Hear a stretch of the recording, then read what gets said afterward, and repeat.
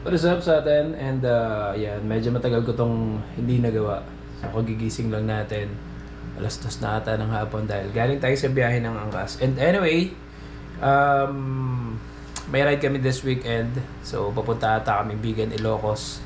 Papahingayin muna natin yung ating helmet na ZX700. Yung lagi nating gamit sa biyahe. Ito yung isa sa pinakagusto kong shell ng Ryzen helmet ito kasi sobrang compact niya and at the same time is maliit lang siya sa ulo. Tignan. So, pakita ko sa inyo.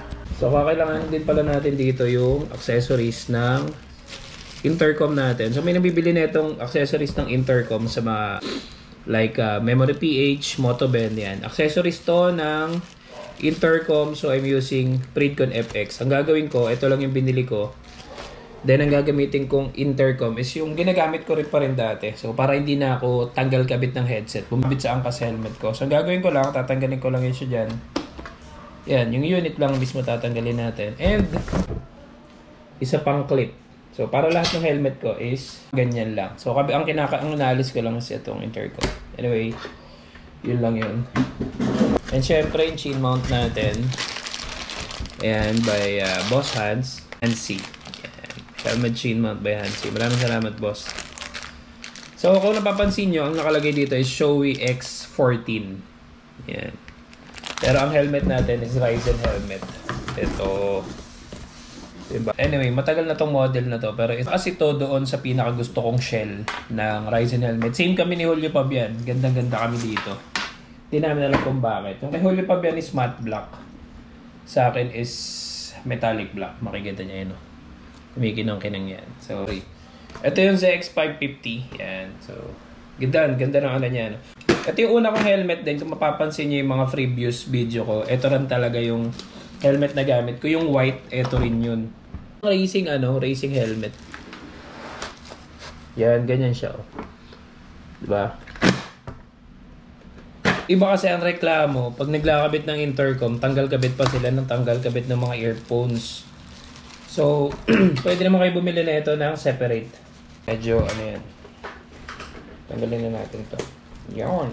Ryzen helmet X550. Maganda tong fit na ito, promise. Hindi sa sinesales to ko kayo.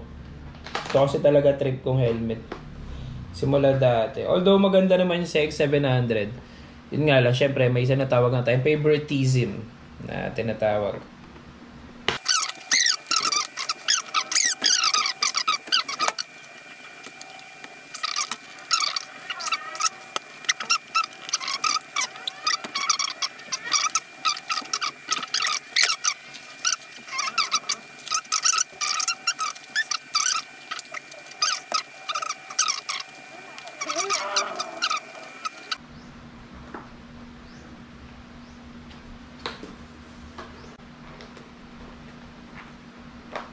Yan. Bakit nakakalat na wire kahit saan. Jeez. Nakakalat na wire kahit saan.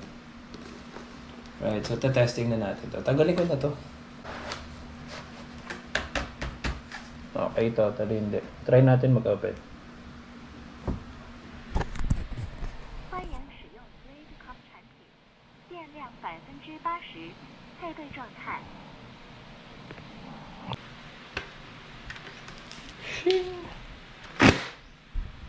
Right?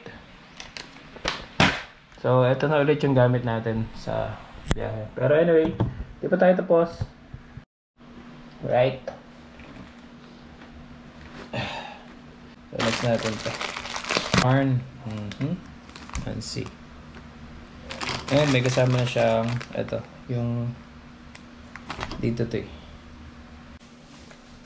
Wipes. Tawag dito. Jeez.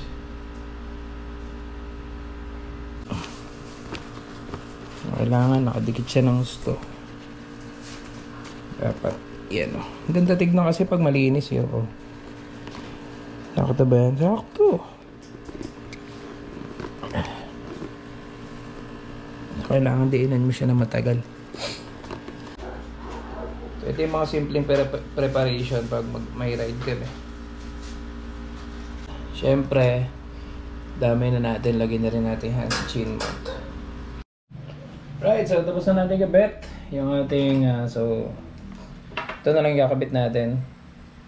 Mamaya dito. Kasi hindi pa natin siya pwede lagyan. Baka kasi hindi pa siya masyadong madikit. So, ito yung kakabit natin dyan. Ito. So, ito yung finished product niya. Finished product. Ayan. Ito yung ano niya. So, pwede na natin to. Ayan muna natin siya. Hindi natin siya gagamitin for 1 day. Para dikit na dikit to. Itong chin mount. And yan. Maraming salamat. Ito yung Freedcon FX. Siyempre yung chin mount by Hansi. And of course, Ryzen helmet CX550. Right, so that's it for today. And maraming salamat sa mga nanood. So sana nakatulong ako sa inyo. And yun lang. Ride safe sa atin. And peace out.